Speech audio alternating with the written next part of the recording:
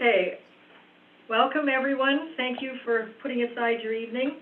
I have a motion that the Council of the Corporation of the Township of Seguin does hereby convene this special meeting of Council at 6:06 p.m. in order to consider the following matter. Presentation by Donald Sanderson, Chair of the Wellness Center and Pool Committee of the committee's recommendations for a West Parry Sound Area Recreation and Culture Center. Could I have a motion to this effect from Councillor Moffat? I so move, Mayor. Thank you. And seconded by Councillor Coles. I'll second that. All in favor? Thank you. And that is carried. So I'd like to call the meeting to order, and approval of the agenda, I'm hoping, is complete. And before we begin the formal part of this meeting, we wish to pay respect to the First Nations, both past and present, and acknowledge the important role the First Nations people continue to play in our community. So just to kick it off a little bit, this is a landmark meeting. It's a continuation of a process begun in 2010 by many groups and many people from throughout the West Parry Sound area. There are 7 municipalities at the table of the Wellness Center. We have written input from over 1,600 citizens who took the time to reply to the summer 2020 survey, and countless delegations and meetings between the steering committee, the Citizens Advisory Committee, and interested individuals. The Canada Infrastructure Program, better known as ICIP funding applications, continue to move through the system. To date, the feedback and interest we have received from the funding offices is positive, but still not definitive. What Seguin Council is being asked to do tonight is to follow through on our 3 previous council resolutions to confirm that the West Parry Sound area needs and deserves a wellness center and pool, and that the Township of the Seguin remains an active and supportive partner in the project.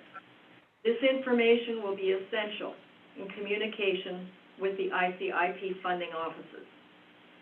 The resolution that you will have before you tonight is not the end, but an authorization for the steering committee to move forward on the next steps as soon as the ICIP funding can be confirmed. I can assure you that there are many steps to be taken to finalize the joint municipal service agreement, to tender the final design and engineering requirements, and to award many contracts. All of these discussions will be open to the public and council, as have been all of the meetings conducted by the steering committee, the Citizen Advisory Committee, and the overall Wellness Center and Pool Committee.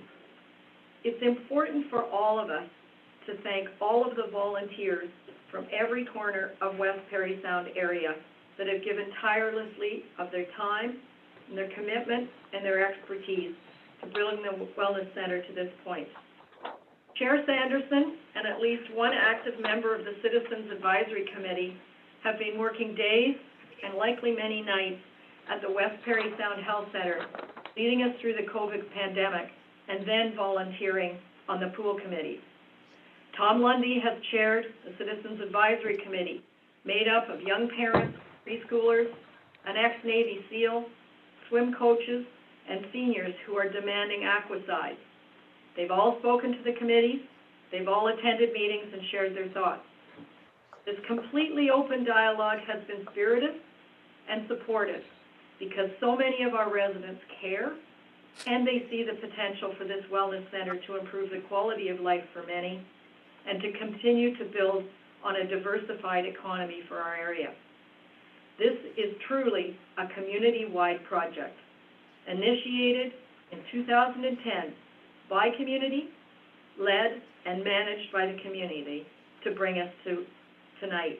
And to all of those people, thank you. I'd like to turn the meeting over to Chair Donald Sanderson and his team of experts, and I hope he will introduce us to all of them, to lead us through their findings and recommendations. If you wish to ask questions, please use the little blue hand to indicate that you have a question following Chair Sanderson's presentation. and I will do my best to acknowledge you in the order in which I see the hands. Thank you. Chair Sanderson, the meeting is yours. Much, Madam Mayor. Mayor McDermott, councillors, ladies and gentlemen, good evening. Before we bring up this slide presentation, I would like to make a few opening remarks and introductions. For those who don't know me, my name is Donald Sanderson. I am a proud resident of Seguin and a member of the Seguin Rose Point Recreational Trail Committee. In my day job, it's my privilege to lead the Lakeland Long-Term Care Facility and West Perry Sound Health Center as the Chief Executive Officer.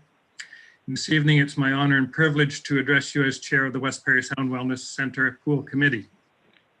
Further to our most recent meeting of October 22nd, I've been mandated to provide a progress update and more specifically, share the 8 recommendations that emanated from our meeting with each of our municipal funding partners and our First Nation partners. I'm joined this evening by a number of professional consultants, and I would ask each of them to provide a brief introduction and outline their role in the project, beginning with Mr. Sam Spagnuolo from the firm of CS&P Architects. Good evening, Sam. Good evening, through you, Mayor. My name is Sam Spagnuolo. I'm the principal of CS&P Architects, the principal in charge in this project. CS&P have been a leader in education, recreation facilities, and police facilities across Canada. And we're proud to be involved in the due diligence of this project. Most notably, some of the projects you may know that are close to you are the Bracebridge Recreation Facility in high school and the Gravenhurst Recreation Facility, as well as the Wayne Gretzky Sportsplex. We have a strong team with Bill Van Ryan and Tatum Engineering, which we worked on the Bracebridge project and the Gravenhurst project together, as well as many other projects. Thank you. Thank you, Sam. And Mr. Bill Van Ryan from Tatum Engineering. Good afternoon, Bill. Good evening. Thank you, Mr. Sanderson. Through you, Mayor McDermott, I apologize for not being able to get Zoom to work. I am technically challenged in that regard, but I'm glad to be joining you by phone. As Sam has mentioned, we have worked with his team on a number of these types of facilities throughout Muskoka, and building on that experience, we are doing the civil engineering component of the due diligence work. I've been with Tatum Engineering for about 31 years, and I'm now the Executive Vice President and the Branch Manager of the Bracebridge office.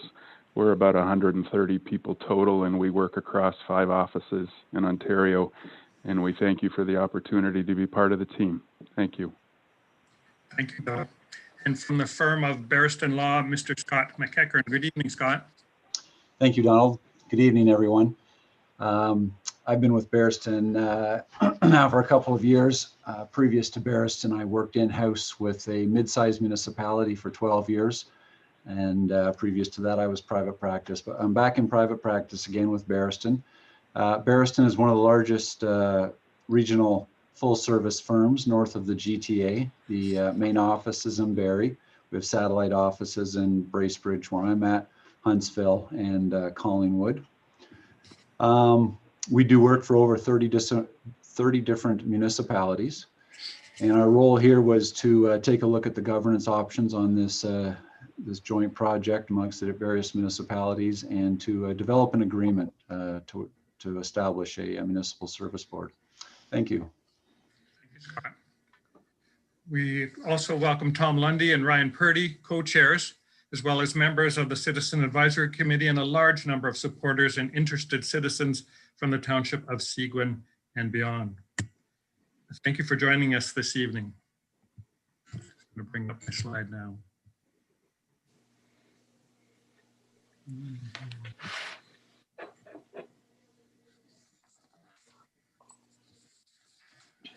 The benefits of activation and socialization are well researched and accepted. Beyond supporting many of the social determinants of health, this wellness center and pool complex will be an economic driver throughout our region. Whether one uses the facility or not, we will all benefit from peripheral benefits of this project as we continue to attract families, workers, professionals, businesses, and industry to this exceptional area that we are privileged to share. After decades of discussion and examination, we have a significant opportunity to make this vision a reality. Notwithstanding the prospect of 73% capital funding from our federal and provincial governments, our communities have told us that they are solidly aligned with us. They include citizens and ratepayers, numerous health professionals, including the West Parry Sound Health Center and medical staff, the District of Parry Sound Social Services Administration Board, West Parry Sound Regional Economic Development Collaborative, and the Parry Sound Area Chamber of Commerce.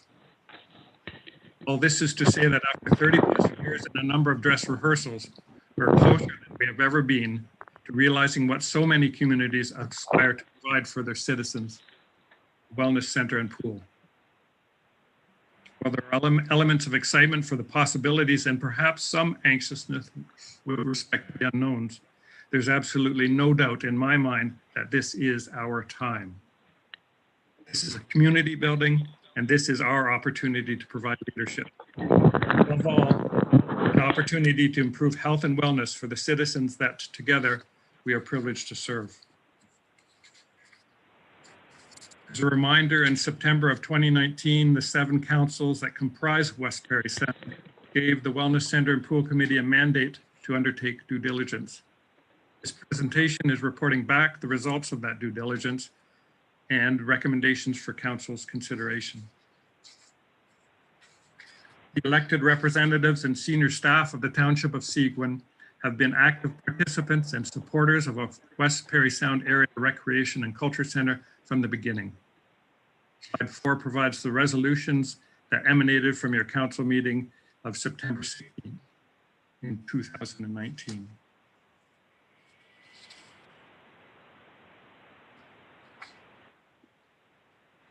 This is attachment A as referenced in the preceding slide. It outlines the endorsed model for decision-making and respective rules for the Citizen Advisory Committee, Steering Committee comprised of Municipal Chief Administrative Officers, Future Sponsorship and Fundraising Committee, all reporting to the Wellness Center and Pool Committee, which I'm privileged to chair, and ultimately accountable to the respective councils that are highlighted in blue at the top of the chart.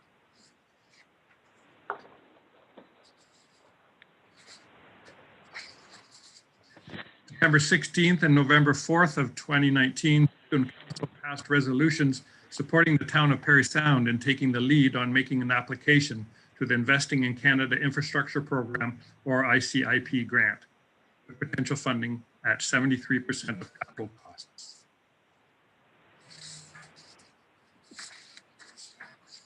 With respect to due diligence, there are a number of distinct components, deliverables, if you will, of a successful plan application and development that identified and received considerable and informed examination and discussion. Those elements included site selection, conceptual design and programming, a governance model to oversee the operations of the facility, and a cost-sharing agreement. I'll go through each of these deliverables briefly in the following slides. In terms of site selection, the steering committee engaged an independent architect and engineer through an RFP process.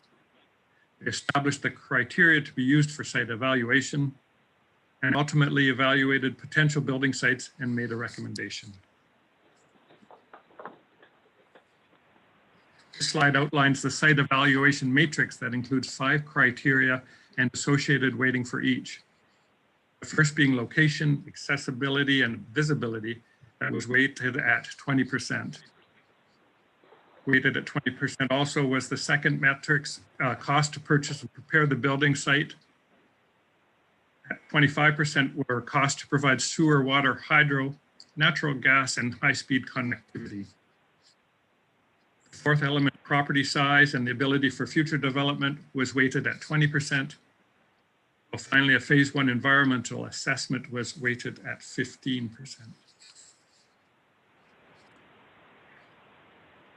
In terms of site evaluation due diligence results, the YMCA 15-acre site received the highest overall rating. It was the least costly in terms of site servicing and site preparation. It is on a main entrance to town, highly visible, and currently has an existing recreational use. Geotechnical work and soil testing confirmed the site is suitable to build that facility. The town of Perry Sound owns 9 acres that is directly to the north of the YMCA property. There's also a significant amount of privately owned developable land in close proximity that could be developed for complementary uses. Finally, the YMCA has been involved throughout this process, and they will enter into a long-term lease that we'll discuss shortly.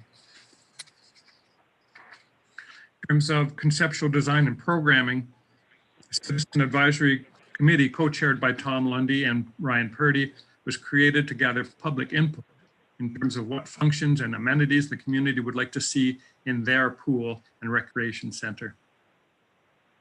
The architects incorporated as many of the advisory committee's recommendations that would fit within the estimated $32 million funding envelope. It's worth noting that this is not merely a pool or a gym. It's been programmed to attract families and drive membership, which in turn will generate sustainable funding for the facility's operations.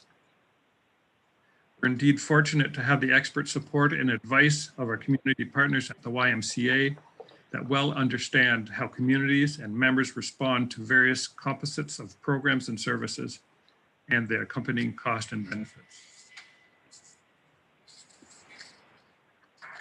Slides 12 and 13 identify the recommendations of the Citizen Advisory Committee.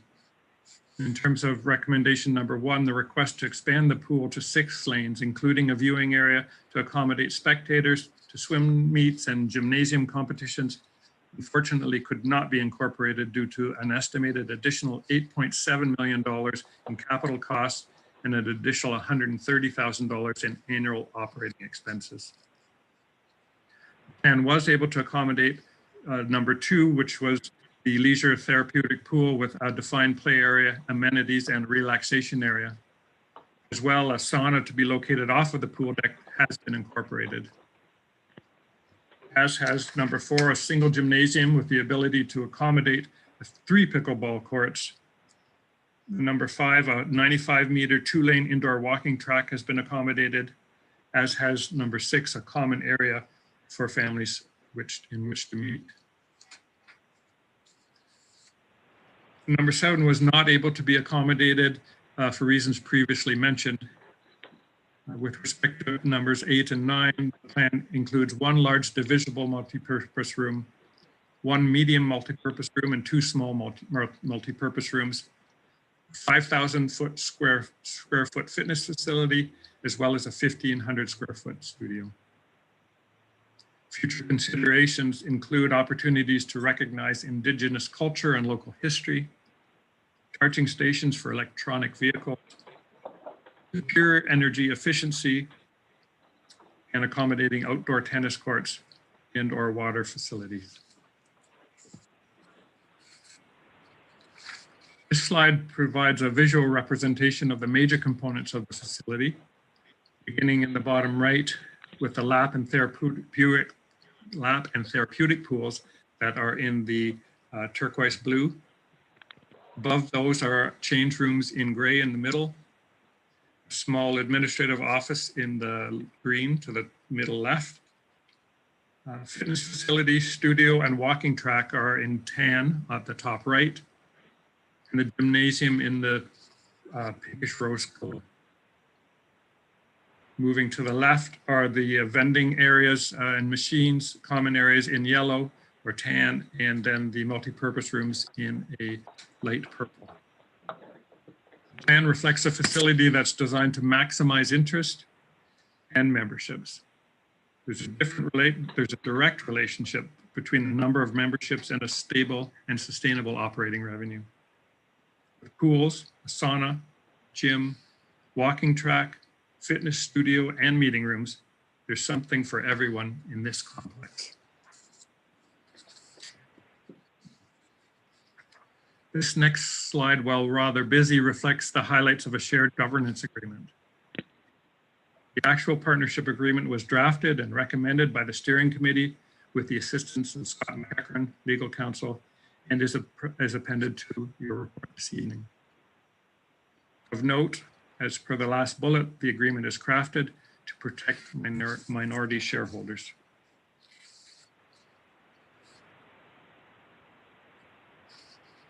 To summarize, the estimated cost for this project is $32 million. With federal provincial grant application at 73% of capital cost, the municipal portion being roughly 27 cents on the dollar. The YMCA, our preferred operator. The proposal calls for a 100-year lease from the YMCA at a cost of $1 per year.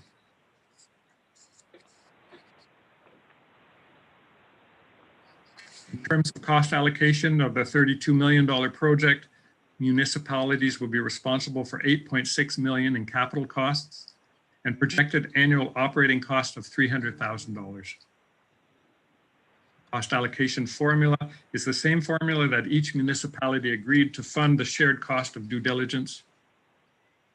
Operating costs are projected to diminish over time with increased membership and facility use.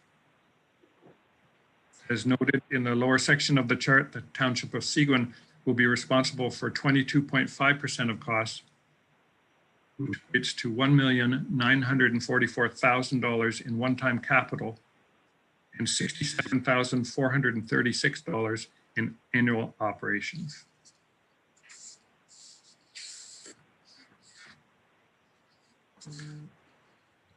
In the home stretch, both in terms of this presentation and following a year of hard work, dedication, attention to due diligence in support of the original mandate.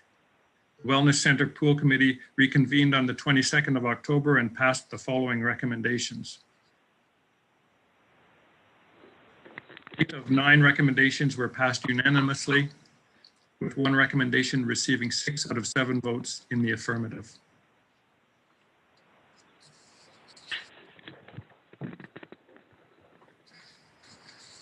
The final direction of our Wellness Center Pool Committee meeting of October 22nd was to update municipal funding partners and First Nation partners and present the committee's recommendations.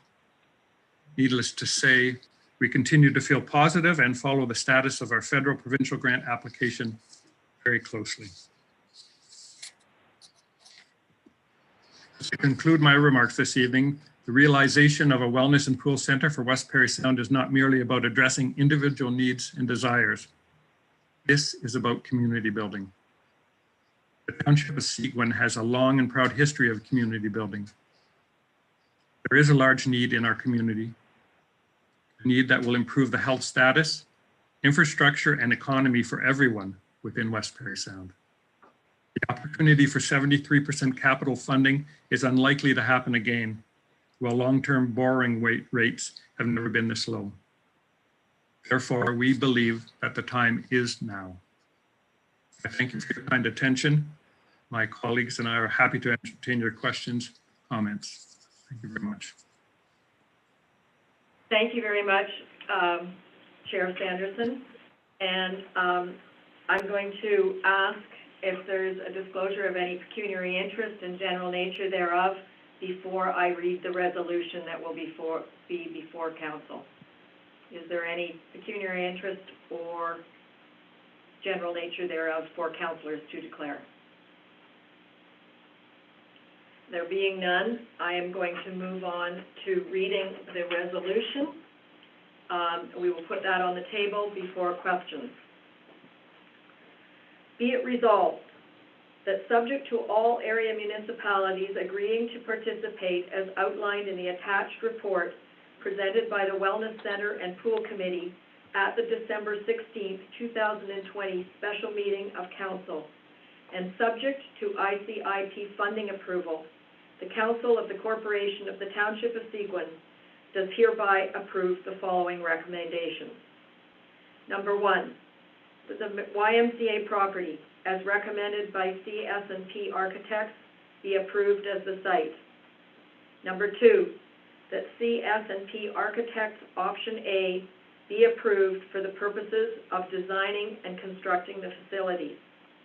Number 3, that the cost-sharing formula be approved for the allocation of operating and capital costs. Number 4, that a joint municipal service board be used by the municipalities for the purpose of acting as an agent on behalf of the municipalities in constructing, maintaining, fundraising, and operating of the West Parry Sound Area Recreation and Culture Center. Number 5, that the joint municipal service board agreement be approved and mayor and clerk be authorized to execute that agreement substantially in the form attached. Number 6, that pending approval of the ICIP grant application, the steering committee be directed to take the necessary steps to create the joint municipal service board. Number 7, that the steering committee be directed to enter into negotiations with the YMCA for the purposes of operating the facility. And number 8, that the steering committee be directed to enter into negotiations with the YMCA to secure the approved site. Could I have a motion from Councillor Finson to make this? I so move. Thank you. And could I have a seconder from Councillor Felder? Yes, I second that. Okay, so with this motion and the resolution on the table, we're going to open it up to questions. And again, I remind you to use your little blue hand, and I will try and recognize you in the order in which the hands go up.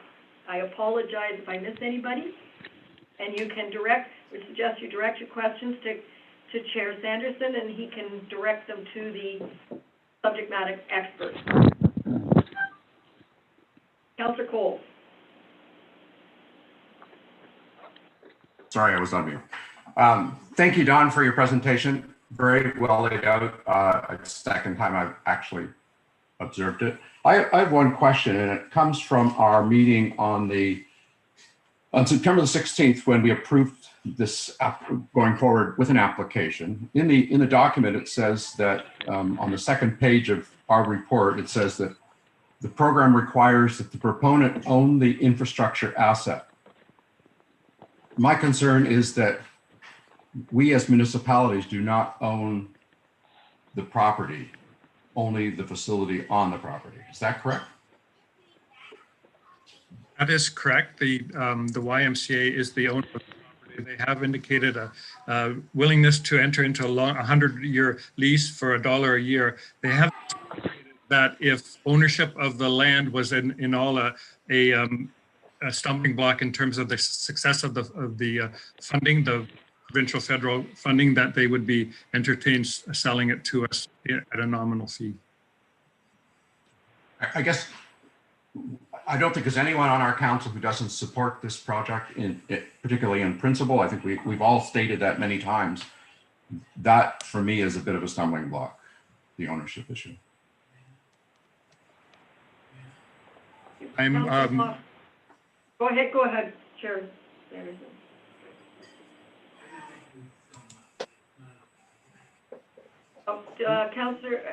Chair Sanderson, you're muted. Thank you. I wonder if any of our content experts would like to comment on that, on the ownership of the property.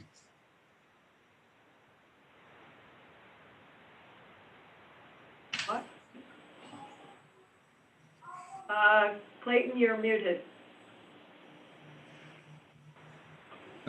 Through you, Madam Mayor, I could perhaps add some additional information.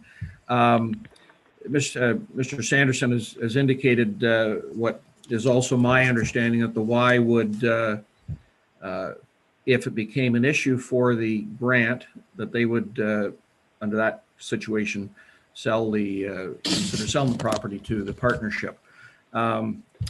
Your approval tonight, as I hear the resolution that was read, was conditional on the grant application. So if we hear back that the land ownership is at issue, and that's going to stop us from getting the grant. I mean, your approval is based on getting the grant, so we would have to take actions in order to satisfy the federal or provincial government, whichever one had the concern. So, I don't think I think the motion that's before you would allow us to deal with that. And if ultimately the Y said no, then our approval, and of course, much of the work is for naught. But indications are that they would, if that became an issue with the, to receive the grant, that they would be willing to work with us and have the ownership in the partnership's name. Thank you. Councillor Moffat. Thank you, Mayor, and thank you very much, Mr. Sanderson. I also share the same concern as Councillor Coles. I'm struggling to understand why, if a municipality has a concern with ownership, that would not lead to a discussion to purchase the property, and it's only hinged on the grant application. That's my comment. I'm wondering, you mentioned about one of the recommendations did not pass, and I'm just wanting to find out what that recommendation that did not pass that you noted near the end of your presentation, please. Thank you, Councillor Moffat. So I apologize. All the recommendations passed. 7 of them were passed unanimously. The 8th one was passed with 7 votes in the affirmative. There was 6 in the affirmative and one declined. Oh, okay. Thank you very much for clearing that. And I guess another question I have is the future idea of charging stations. We are currently in a state where greenhouse gas emissions and environment is very much front and center on at least on the federal side of things. They've made certain commitments. Other provincial bodies have made certain commitments, and I'm struggling to understand why we would not be taking those into consideration in order to leverage up our green initiative, our environment first, at least in the township of Seguin, and demonstrate to the federal government that we are taking this matter seriously. Thank you, Councillor Moffat. I will ask Sam to address that, please. Oh, you're muted, Sam. Sorry. Yeah, sorry, through you, Mayor. The due diligence did not bring us to designing the facility in total. It was up to bringing the program and site selection.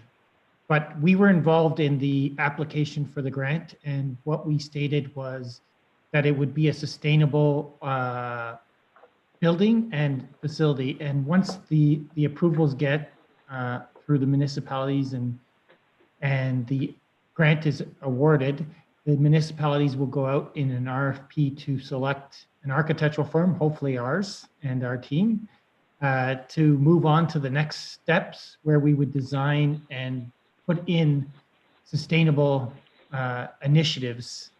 Our firm is built on sustainable design. We're LEED certified as well as passive design certified, and we would be putting that in the forefront of the design of the facility. You have a Thanks, follow-up and question, Councillor Moffat? Yes, so I guess then the question becomes do we have a difference in cost as a result of sort of a tweaking or amending, the envelope for some new ads? We saw that there were a few items that were, dropped as a result of the committee recommendation because of cost. Do we see that number now, instead of being 32 million, moving to something else as a result of a few puts and takes?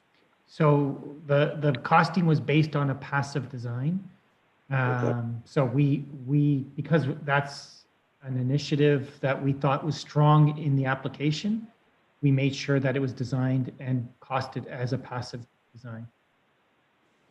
if I may add to that as well, we believe that there are a number of kind of sponsorship opportunities as well in charging stations. There's development going all around that site, including perhaps some automotive sales areas, and that may make a great opportunity to provide some marketing as well.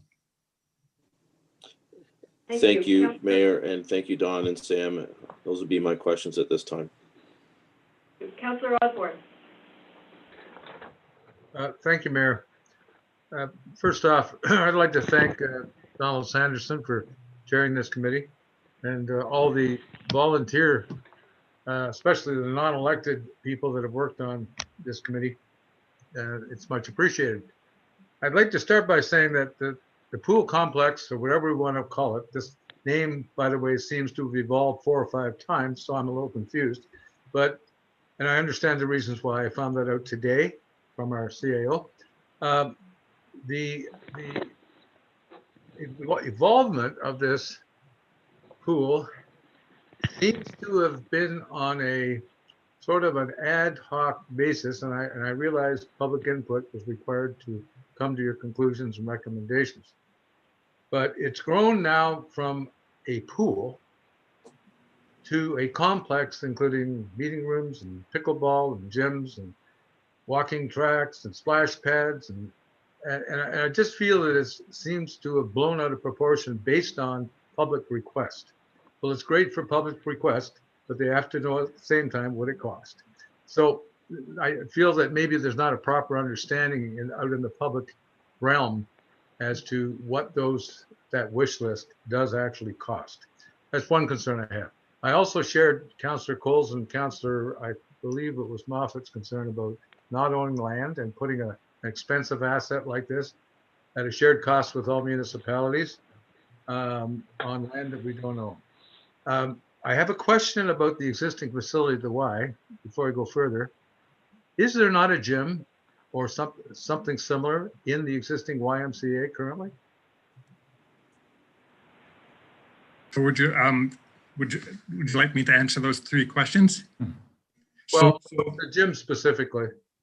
Okay, so there is a gym. It's not functioning right now as that. I will ask. I think that I'll ask Ryan to talk. Sorry, Sam's putting his hand up. Yeah. Sam would like to reply. Yes. So the existing facility is smaller than an elementary school gym. It's a vinyl floor gym. The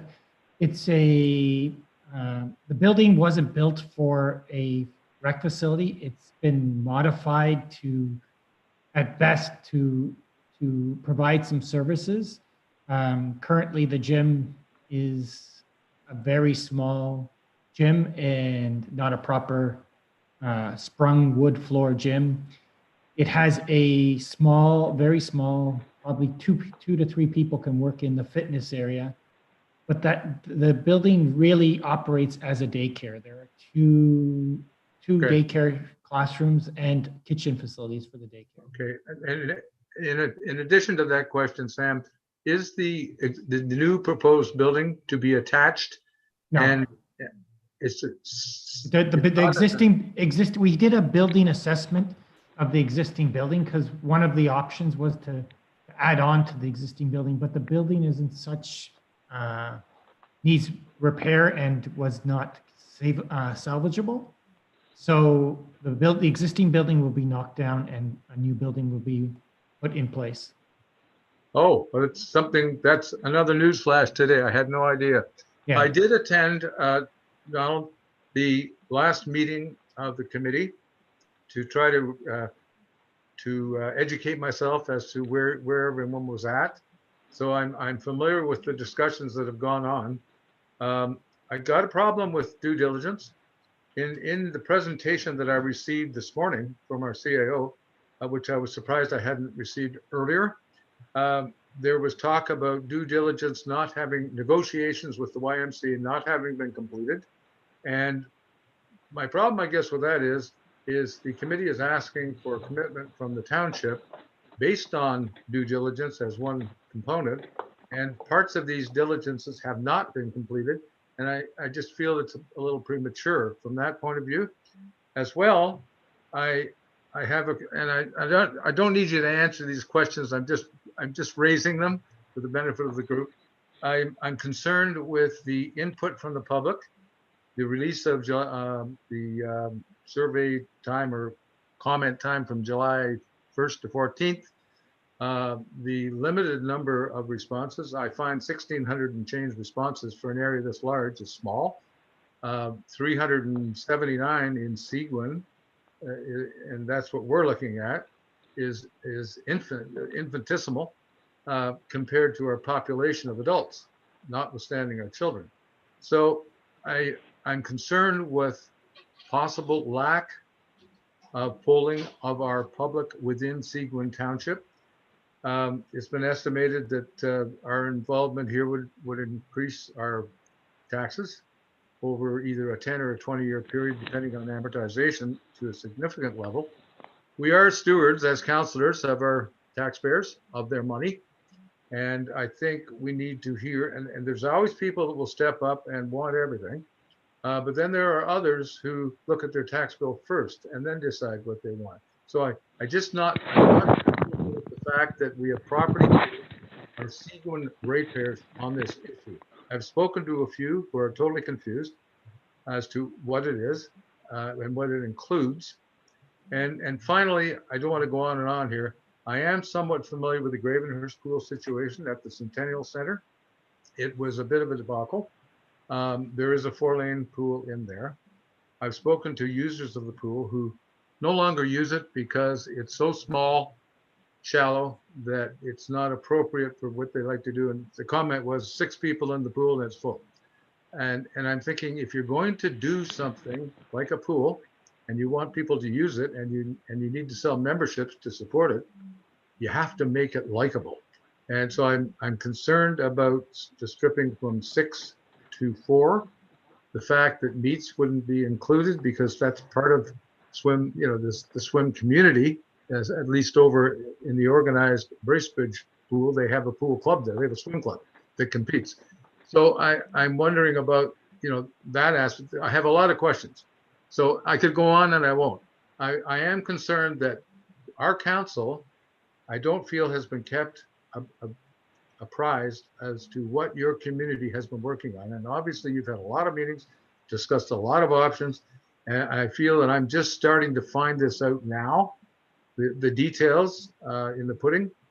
And it's just too bad we didn't have a little more of your information from your committees before now, because we're being asked to make a major decision here with what has been up till now limited information. So I'll stop there. I don't want to hog the platform, but again, once again, Donald, thank you and your volunteers for their efforts, and I'll leave it there. Thank you, Councillor Osborne. I'd just like to respond to a few of them, if I may. The first one and the last one are kind of related. And your first comment was that you were concerned that maybe the size of the complex was being driven by community need. And then at the end, you were talking about maybe concerned about the limitations of the facility.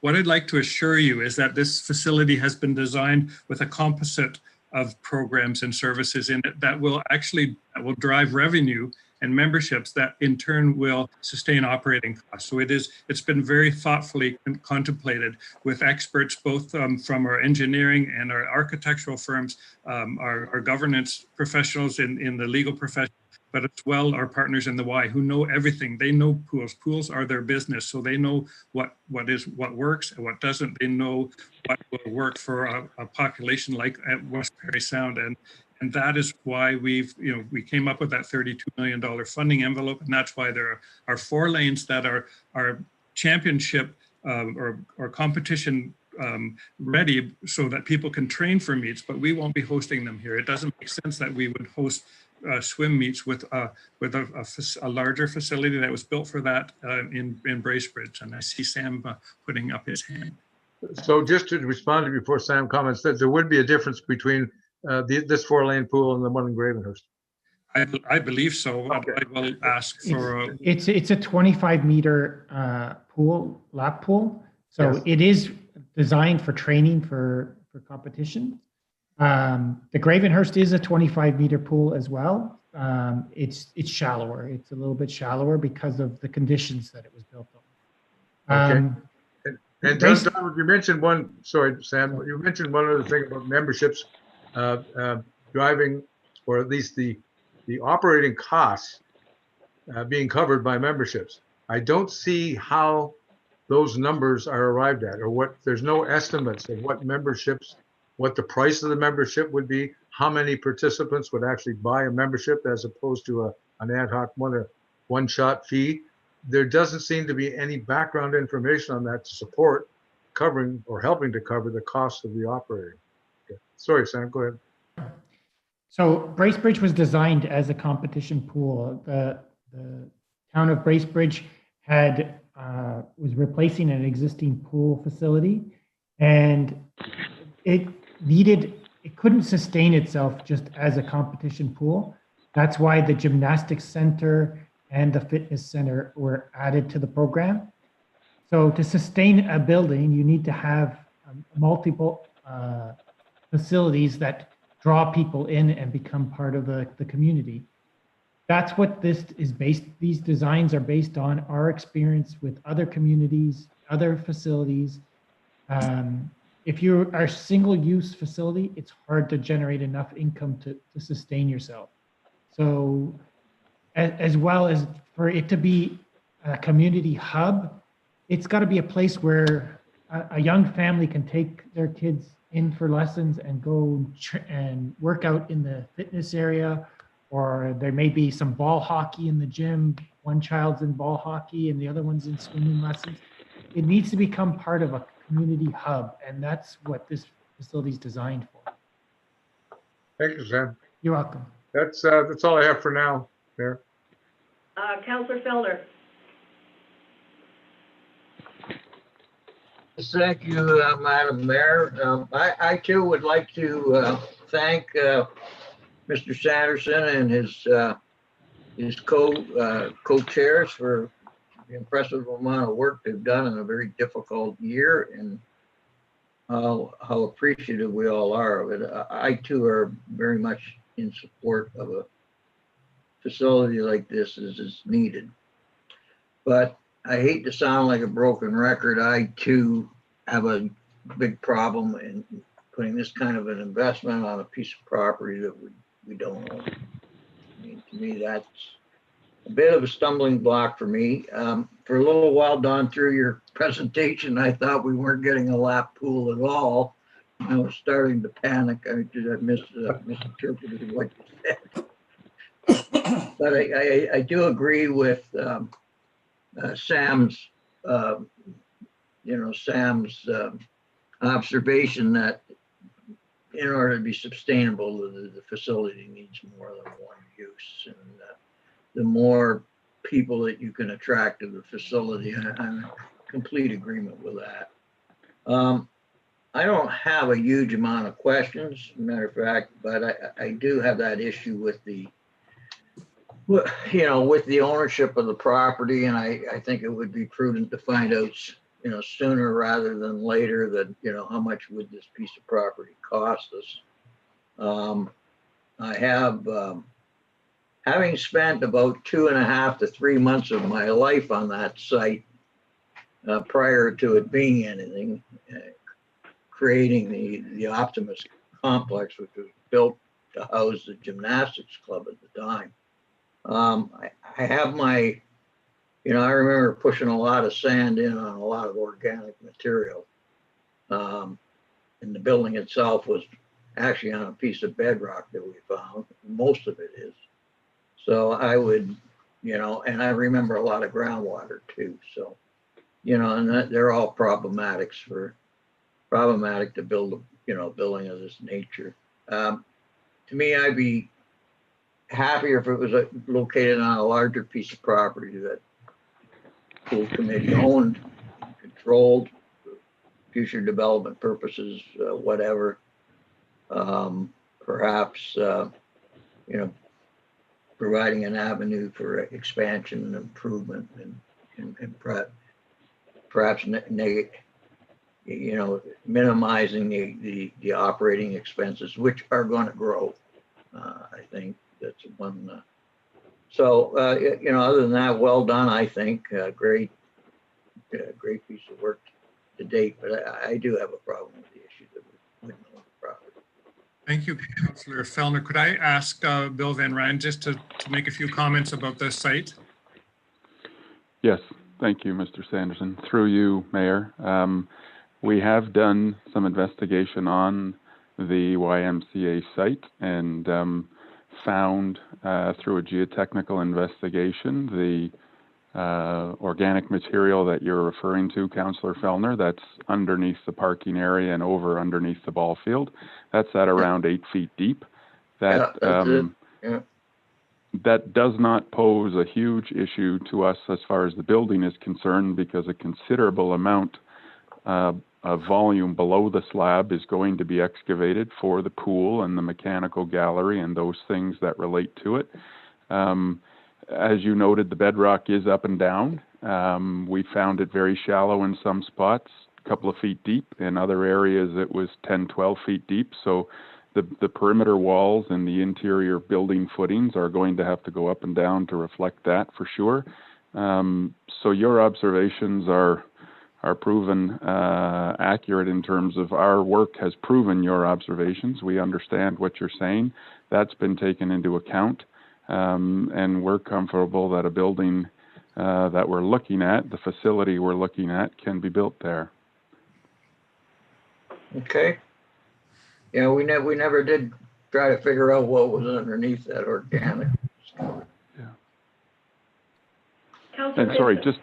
just for my own, pardon me, Sorry, just Sam for my has- own Sorry, Sam has something to add. Sorry, I missed you, Sam. Yeah, sorry, through you, the mayor. The facility and the parking lot is only going to take up 5 acres of the 15 acres, 15.9 acres. And there's still another 9 acres that are owned by the town of Parry Sound that abut to it.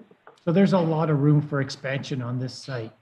And some of it is marsh, but it can be used, repurposed as fields, as parking. It's at inexpensive cost to infill.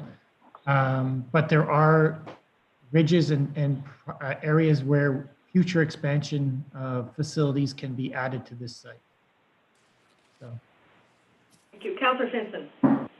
I just wanted to say thank you to Donald Sanderson and the team, everybody who worked so hard on this project. I'm so excited to see it come this far, this quickly. It seems to have really progressed lately. I'm just excited, and I'd like to thank everybody for their hard work, and I'm just excited that the possibility of it happening. So thank you. That's all I wanted to say. Thank you. Councillor Collins. Yes, thank you, Mayor. Donald, how are you? I am totally in approval for a recreation and culture center pool complex. And I'm totally thankful for all the awesome work that you've done over the last couple of years. But I do share Councillor Cole's concerns about the land, where the location is of this complex is going to be. And I myself cannot see investing taxpayers on a project of this magnitude without Seguin having at least some kind of partial land ownership. Also, I've heard of rumors that the Y organization is in a financial crisis. I'd really like to know what their state of affairs are at this time, their financial state of affairs are. Do we know is bankruptcy right around the corner? In addition, the Y land, the YMCA land is owned by the YMCA in Barrie. Is that correct? And since we are not a recipient owner of the asset that includes the land, I can't see going ahead with that particular site at this time. There's one more element here that was brought up on November 6, 2019. And that's when the response to the nonprofit housing advocates was highlighted, and the board said they did not need them. And when they made their presentation to the committee, I don't know if you were there or not, Don, but they had funding up to 93% on this project back then, and it was only going to cost the municipality 7%. Now we're at 73 and 27. I would really like to know who made that decision and why. Why wasn't there housing incorporated in, affordable housing incorporated in with this asset? That's my question.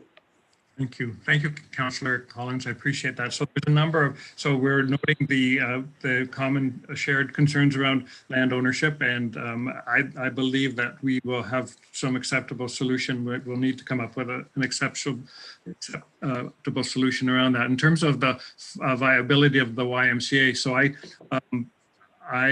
have no concerns at this point. They have had some challenge in terms of COVID, like every other organization, but they have chosen to close down the fitness facility in the Parry Sound area, but that was more to do with the facility itself. Their priorities right now are with the childcare and with employment services. So they are viable, and they know how to operate businesses. That's why they've if it's not profitable, they're not doing it. But I would ask Ryan, maybe you would like to comment a little bit about what's happening in the regional Y environment.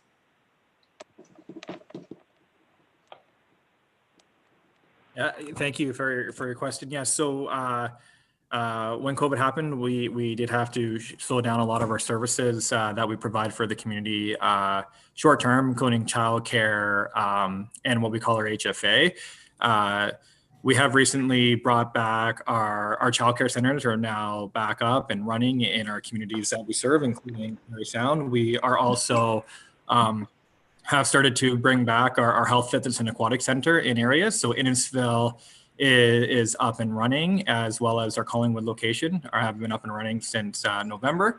And we're in the process of having Wasaga Beach and Gravenhurst operational in early 2021. So we are planning to bring our full services and everything back up and running. And through COVID, we continue to support our communities with our youth programming, our employment programming, and our immigrant services programming. So our services are continuing to come back to life, and each day we continue to offer more and more programming in the communities that we serve. Yeah, thank you for that. I do not have any concerns at all with the operational aspect of the center, with it being operated by the YMCA. My main concern is the property, where it's sitting on. Is it owned by YMCA Barrie? So it's the property is owned by the YMCA of Simcoe Muskoka, which the YMCA of Barrie is part of the umbrella, which is the YMCA of Simcoe Muskoka. So that's what the Parry Sound umbrella sits under, and Innisfil and Collingwood, we're all part of the YMCA of Simcoe Muskoka Association. Okay. Thank you for that. What about, does anybody have any information on the housing? Why was that highlighted at that meeting in November 6th, and why were they said they weren't needed? And then increase everybody's allocation of funds from, well, I'm talking about the municipalities, from 7% to 27%. Collins, I'm sorry, that predates my involvement, but I'm not sure if there's anyone who, any content expert that can respond to that now, or if that may be something, I see Mr. Harris is on the screen. Yeah, I think it should be Clayton. Through you, Madam Chair. I mean, I was at the meeting, and it was the Wellness Center and Pool Committee that made the decision, but I can give you my sense of the meeting. We didn't research it or report it, but I think they were either misunderstanding the grant application. I don't think it would have went up to 93%. Their part of their application, or their pitch to be part of the group, was they had a First Nations group joining them. We had already Wasauksing and Shawnigan, so we had a First Nations component to our grant application. I believe there was some follow-up to that meeting, And you can only get anything higher than what we're applying for, which is 73%, if it's a First Nation led project. And the affordable housing element of the project wasn't First Nations led. And our project, although we have 2 First Nations partners, isn't First Nation led. So I think the maximum we could get is 73%. The other sort of, this is what I was thinking as we're listening to their presentation. It was, I believe, and what was the date of that meeting? I've got November 6, 2019. Yes, and the application deadline was November 6th, 2019. Well, no, their application went to you on November 5th. Okay, and the application deadline was November 6th. The substantial amount of work had been done, and to the complexities of introducing another partner and all the issues associated with that, when the grant application was due within 24 hours or less, plus there wasn't I think they were a little mistaken that we would be able to get additional government grant if they were on board. Sam has I his would- hand. Yeah, no, Clayton, I was under the impression that the 2 native urban communities, when you brought them in, they really don't have the mechanism for bringing in any provincial or federal funding. And when Howard made that deputation to you, his partner, he's chair with the Georgian Bay Native nonprofit, an Indigenous partner, and they could get funding grants up to 93%. So I'm just wondering why you said to them that they needed, and then now instead of that 7% would have been municipal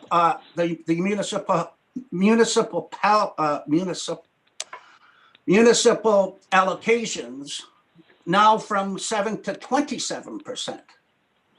So I'm just wondering why that was thrown out aside. I think Others. Sam had something to add, Yeah. and my recollection is you were at the meeting, Sam. Correct, I was at the meeting. So the application for the funding is centered on recreation facilities and community hubs. Yes. And so bringing a residential nonprofit aspect to the funding would have actually hurt the application more than helped the application get more funding. So in filling out the application form and being part of the application form, it was quite clear it had to do with recreation facilities and wellness and community hub, and not residential. It was one of the few things that were mentioned that would not be funded through this application. So I hope that answered your question. Madam Mayor, maybe I could make a follow-up Go ahead. comment. Just how sensitive we were to ensuring that we complied with the specific requirements of the grant application. Childcare is specifically excluded. So even though you might associate that with a recreation center, and the Y currently does that, there's no mention of childcare in the recreation center. There's multi-purpose rooms that who knows what they might be used for in the future, but and that was also the reason, I think it was mentioned earlier by Councillor Osborne, one of the reasons for the name change, Wellness Center. We didn't want any confusion that this facility was anything but recreation so we could maximize the grant. We didn't want people thinking it was anything sort of healthcare related, because healthcare was specifically excluded from this funding program. Thank you. Thank you. Councillor Feller, you still have your hand up? No? How about you, Councillor Finson? I see your hand up too. No? And Councillor Moffat, you do have your hand up. Go Yeah, ahead. sorry. I was kind of waiting to see if there was a pause. Mr. Harris, thank you, Mayor. Mr. Harris mentioned about having 2 First Nation partners in this. It's my understanding now that there are no First Nation partners involved in this process, and or maybe there still is, and that's really my question is again, it was noted as part of a future, one of those future items, and I'm just trying to understand what is the status of our Indigenous partners that Mr. Harris mentioned in connection with this project at this time. Are they in or out? Thank you, Councillor Moffat. So, well, I want to be very clear. Speak for any First Nation. I would like to confirm, though, that from the very beginning we've been paying attention to inclusiveness, and both those First Nations have been active participants in every aspect of the design and public input into the process. They are not in a position to be a funding partner for a number of reasons, but that does we continue to work very closely with them, and that other First Nations will actually join us in the future. Mr. Harris, did you have anything to add to that? Thank you, Mr. Sanderson. Just to add, we do have 2 resolutions of support that went with the grant application. The First Nations are still, call them partners, and I think that's important to show that it's the 7 municipalities and 2 First Nations. I think that was part of the reason we continue to believe that the application is going to be successful. We've referred to them as important partners, but advisory partners. In the partnership agreement, they would each have a seat on the board, continue to provide input, because we want to reach out to those communities and get their membership, their population as part of the membership in the facility. But they're advisory partners because at this point they haven't been able to commit to any financial commitment. There were discussions about in other programs, they'll often will pay for the membership of their entire population in certain programs. I can't say there's any commitment, but there was discussions. Maybe they would take out memberships for their residents, but couldn't contribute and make financially to the center. But they are still contemplated as being partners, and that's in the partnership agreement that's before you this evening. Thank you. Thank you very much. Certainly there's a lot of information here. We have a resolution on the table. I see no further questions. So I would like to call for a recorded vote on this. I do want the committee and Chair Sanderson to take note that there are some serious concerns from our councillors on the land ownership. I do not see any reason. The point 8 of the resolution states that the steering committee be directed to enter into negotiations with the YMCA to secure the approved site. And I think you hear a desire, if possible, to get it into an ownership position. So all we're doing tonight is saying, enter into negotiations, but please be cognizant of the concerns expressed by our councillors. And it's my understanding, I want to check with the CAO here, that our portion of the pool would become part of the township asset management plan if and when it's built. So that is another piece of reassurance. If you want to speak to that, Jason. Thank you, Your Worship. Yes, of course, we would add the assets into our asset management planning and our financial planning. I know Ms. Fraser, our CFO, is paying attention here as well, and can correct me if I'm wrong, but we certainly would be, part of the arrangement is that there's a portion of the funding that gets allocated to asset renewal for the future, a percentage of our annual fees. That makes up a portion of that asset management planning, but of course we would do our due diligence as well and make sure that we have sufficient funds in the coffers for future repair and replacement. Okay. Councillor Osborne, final comment. Well, thank you, Mayor. We need to be clear what this resolution states, and it is a financial commitment. It's not just a blessing of the committee. And we're through these discussions we've had tonight, there are questions that have yet to be answered about ownership, operation, and even location, and other issues of due diligence. I am aware that there are other motions available beyond the one that you've introduced. So I'd just like the members of council to realize that this is a motion to expend money for the taxpayers of Seguin, and there may be other options. Thank you. Councillor Fellner, last comment here.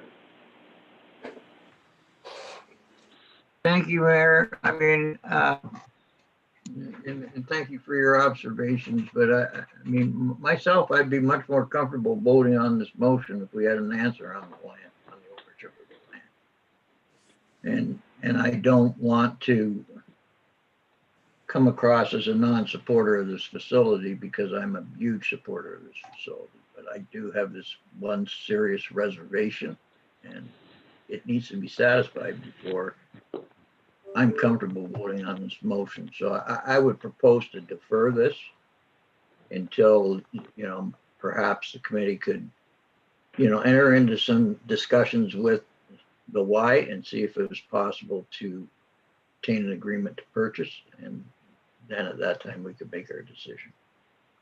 This is a lot of information, you know, I mean, I spent a lot of hours going through all the information.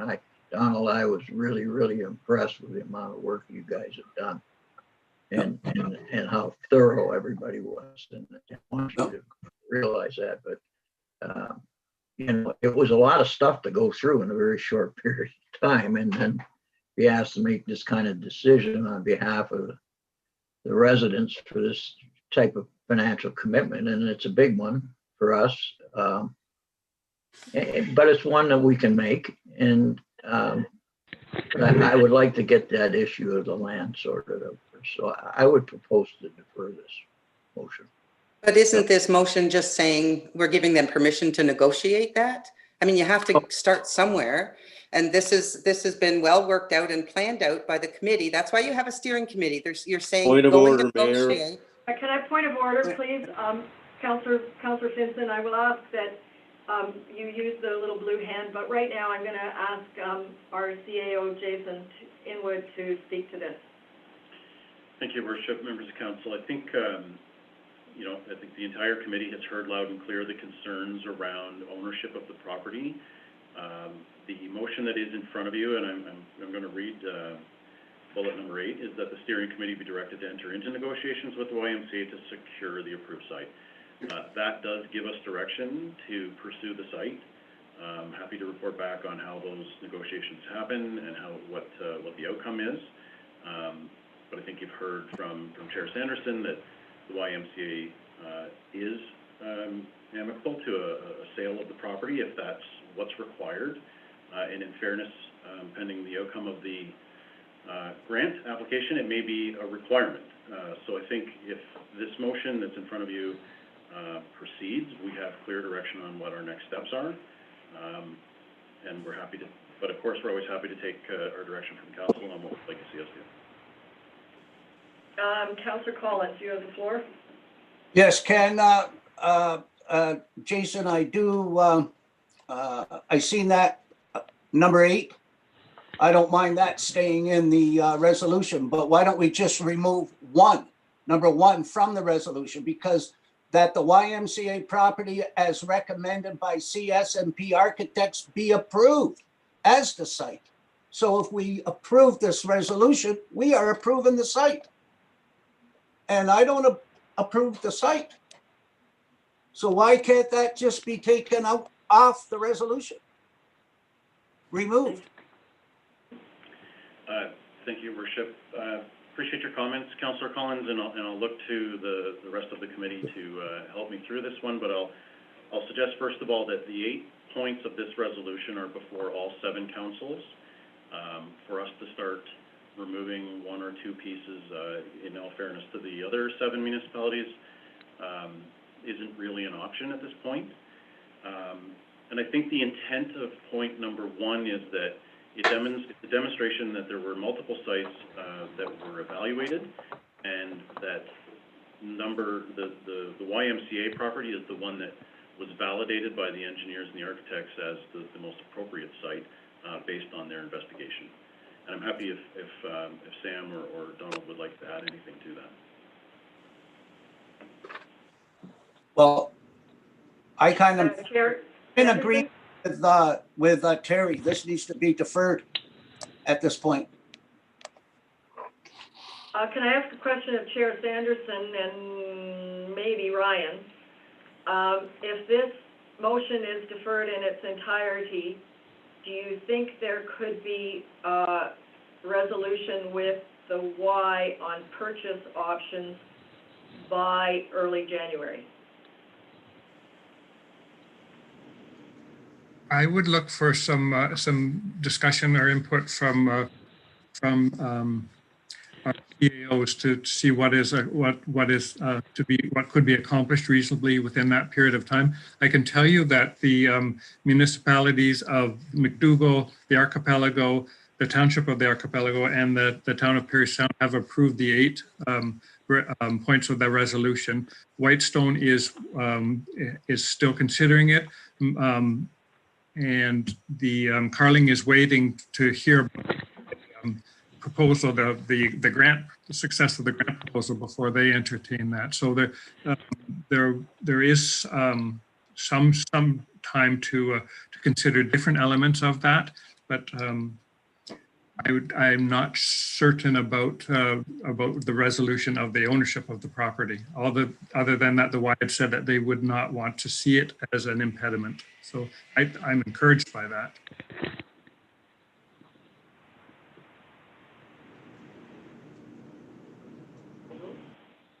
Okay, I'm going to call the vote as a recorded vote on the full resolution with the 8 points, and understand that we're on tape and we've got minutes to say we would like to have the majority of council would like the ownership of the land to be clarified. Councillor Osborne, you have.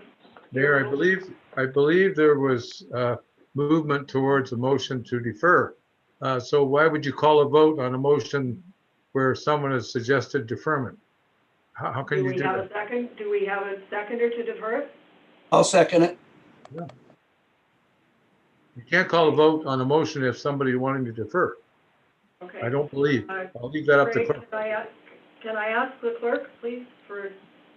So right now, I believe Councillor Fellner has moved to defer it pending land acquisition discussion, and Councillor Collins has seconded that deferral. If that's correct, then there would be a vote on the request to defer. Okay. Right. Okay, and that we'll have a recorded vote on that deferral. Councillor Moffat, I vote for the deferral.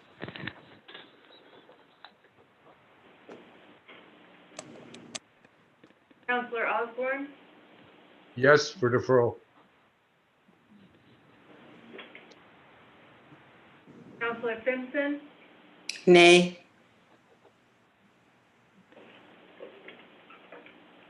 Councillor Fellner, Yay. Councillor Collins, Yes, deferral, please. Councillor Coles, Yes, for deferral.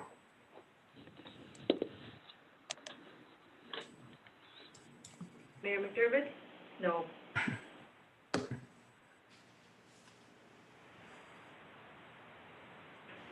So it is deferred until our meeting on January 11th. That's correct. I think our meeting's in, yeah.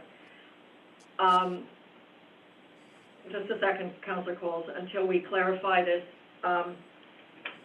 So it is deferred. I hand it back to the CAO steering committee.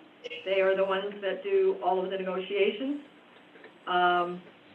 And I recognize we've got Christmas in there, but the ownership of the land appears to be something that this council wants clarified. But I do want to say thank you for the ton of work that's been done, mostly by volunteers. People say there's not been a lot of time to look at this, but nothing in this policy, in anything we received, is new. It's been on the website, it's been in many places since the presentations by Sam and his team. So thank you, honestly. We've come an awful long way. And I agree with what Chair Sanderson said. Having 73% of the funding possible, 10 years plus of work, I truly believe this is our time. And I really hope that Seguin will not stand in the way of this health wellness center today. Okay, Councillor Coles? Yeah, just a comment. I support totally what you just said, Mayor, and all the work that the committee has done and what Don has done. I had a question about the point 8 on the resolution, though, and the understanding that the other municipalities had when it says to enter into negotiations with the YMCA to secure the approved site. Did they understand that to be in any format or as a purchase or as a lease? Like what? There's a bit of interpretation there. Nobody knows. It doesn't specify. Initially, it's we were going to pursue a 100-year lease at $1 a year, and if that was problematic to the facility, the application, then we would re-engage with them. But we've heard loud and clear that we need to engage with them before we hear from, even before that. So that will happen under with the leadership or stewardship of our CAOs. I'm confident that those discussions will begin immediately. Thank you. Do you have anything to add to that? Clayton? Yeah, Mr. Sanderson, thank you. The issue of leased land versus ownership, I think, has come up at every one of the council meetings we've had. I think it would be true to say that everybody would prefer that we own the land, and you know, I'd include myself in that list. At this point, the Y said they didn't want to sell it, but they didn't enter into a 100-year lease. And I think the other councillors understand that securing the land in the form of a lease was acceptable to them. Not perhaps their first choice, but acceptable to them in order for the project to proceed. One of the things that came out in the other council meetings that didn't directly come out this evening is the Y has a number of facilities in which they they lease land for 100 years and they put the facility on. So having major recreation facilities on leased land is not unusual for the Y. They've entered into those various agreements, but I take the comments from the mayor and the councillors, and as one of the 7 CAOs, we'll certainly reach out to the Y and see as much as we can accomplish in terms of a sale or you know, a donation or you know, whatever the case may be. Councillor Osborne? Thank you, Mayor. Now, there's a little bit of contradiction there, Clayton, because on the one hand, Donald was tasked as the chair to negotiate with the Y about purchase versus lease. Your comments are saying they're not interested in selling it. So, you know, I'm hearing 2 messages here. I'm not clear which is accurate. Just bringing that up for an example. Now, you mentioned, Don, I believe that Carling had not passed the resolution yet. They're waiting for funding. They're waiting for the funding application. We have not presented to Carling yet. We're presenting to, the mandate is to all 7 municipalities and the 2 First Nations. And we have scheduled presentations to 6 of our municipal partners right now. And Carling will entertain our presentation once the funding has been confirmed from the provincial and federal governments. Good. Thank you for that. And one more question for you, Mr. Sanderson. When was the funding application actually submitted to upper levels of government? Because I noticed in the presentation wording that there was a comment about results of the application or an answer was expected early 2020.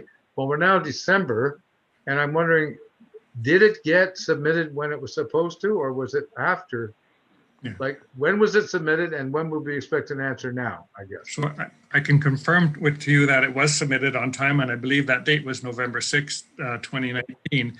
We have not heard, but it's not uncommon, I think, in both municipal worlds and in healthcare. Sometimes we hear about government processes that sometimes don't, their timelines are impacted, perhaps by COVID and other things. We do know that a number of communities that have applied have heard back that they haven't been successful. Right. Clearly, we have not had a whiff of that, and we take that as So the fact that we have not heard may be a positive sign. Yes, I agree. I believe no news is good news on that front. All right. Thank you. And one other comment before I leave the floor, Mayor, is that after this meeting is over, and if you would consider, I'm not sure how council feels about it, a meeting of council only with no consultants or advocates prior or at the same time or around the time of our January meeting before we bring this motion back up. Again, I think Council of Seguin needs to have a fulsome discussion internally with our council. I don't know if council has an appetite. I have no problem with that. We can put that on a closed agenda if you wish. I'm not sure if we can close it. Maybe Andrea could speak to that. If it's I don't know if there's a legal element to this, and possibly that's the reason for close. Andrea? I guess just one question. The only reason nothing with the pool has been enclosed so far, so I would prefer to be open. Well, it doesn't matter to me as long as I think council per se on its own has a discussion about this prior to reintroduction of this motion. That's what I'm advocating. So that we're all on the same sheet, yes or no. Otherwise, go ahead or not. Go ahead, Jason.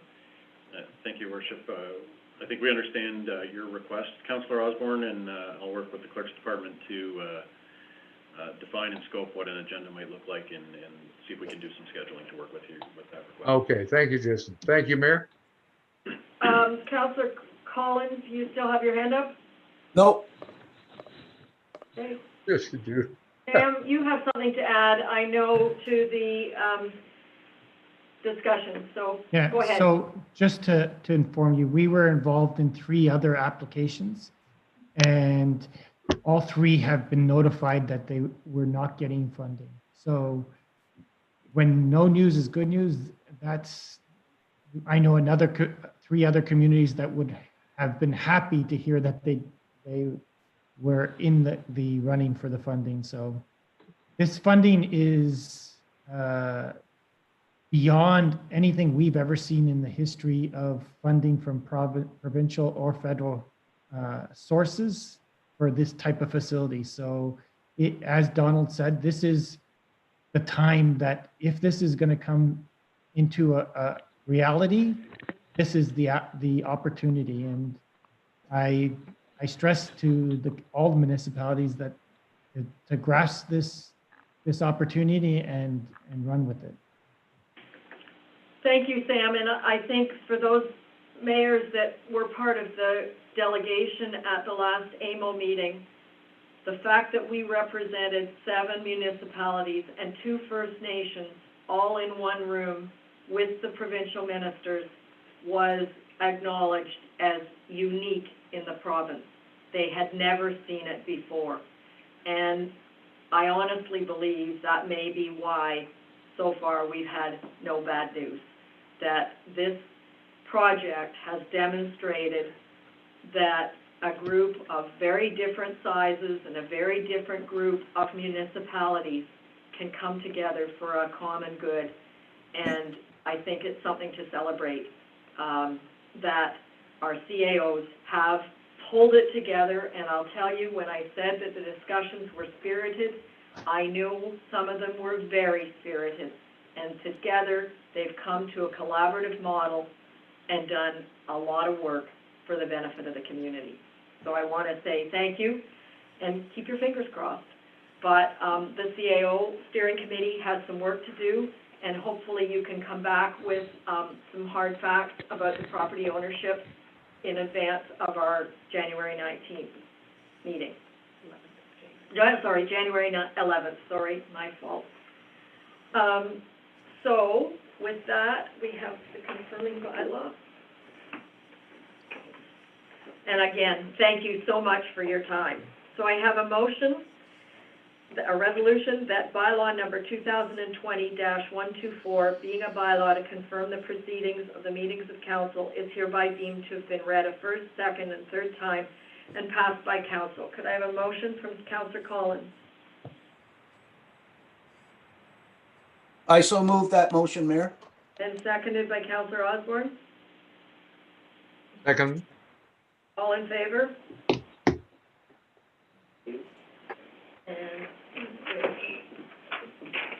And I have a resolution that the Council of the Corporation of the Township of Seguin does hereby adjourn this special meeting of council at 7:36 p.m. Could I have a motion by Councillor Fellner So moved. and seconded by Councillor Stinson? I second that. Thank you very much for everybody's time and commitment, and please have a safe and quiet holiday season. Many of us are going to be cooking turkeys and eating a lot of leftovers. So be safe and have a good holiday, and keep washing those hands and wearing those masks. Agreed. Thanks, Merry Dave. Christmas, Happy New Year. Thank everyone. you. Thank you. Merry